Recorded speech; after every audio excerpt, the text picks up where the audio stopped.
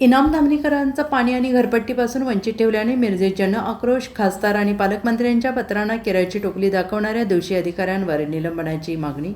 इनाम धामणी येथील शेकडो गरीब नागरिकांना हक्काच्या 50% पाणीपट्टी आणि घरपट्टी सवलतीपासून वंचित ठेवणाऱ्या मिरज पंचायत समितीच्या ढिसाळ कारभाराविरोधात आज ग्रामस्थांनी थेट राज्याचे ग्रामविकास मंत्री नामदार श्री जयकुमार गोरे यांच्याकडे जनआक्रोश निवेदन सोपवले. प्रशासकीय विलंबामुळे गावाचे झालेले नुकसान भरून काढण्यासाठी इनाम धामणी गावासाठी विशेष मुदत वाढवून 50% सवलतीचा लाभ द्यावा.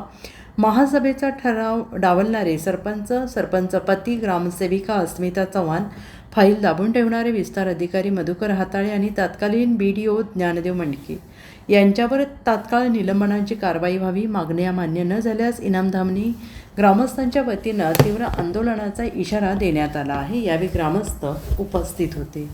Bureau report SPN Marathi. इनाम धामणी.